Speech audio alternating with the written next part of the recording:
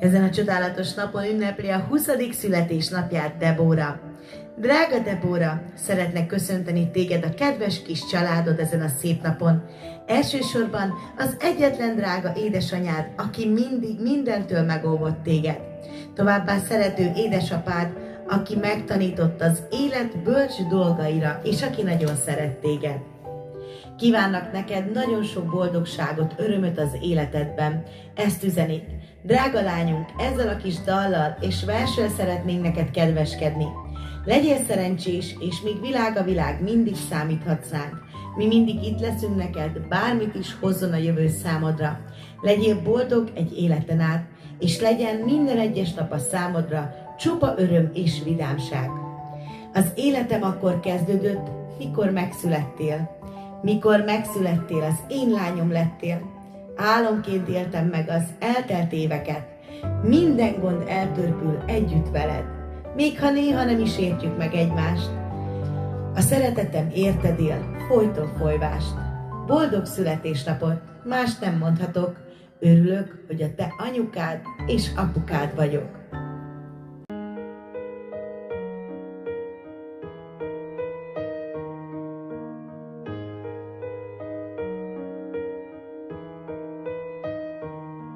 Csak egyetlen perc, s ha nem vagy velem, úgy félek, hogy zord a világ, hogy egyszer te is megérted, úgy védenélek folyton, de nem lehet.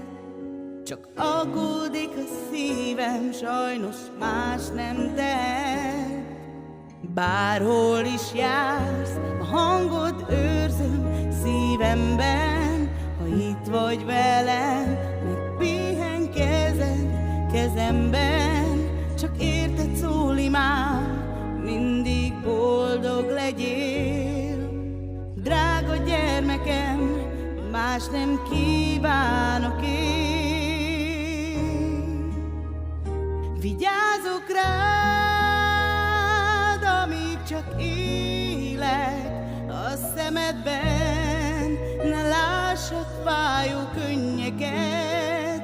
Én tudom jól, hogy túlságosan féltelek, s ez így marad, míg lélegzek, én védelek, bárhogy legyen. Ígérem, itt leszek neked.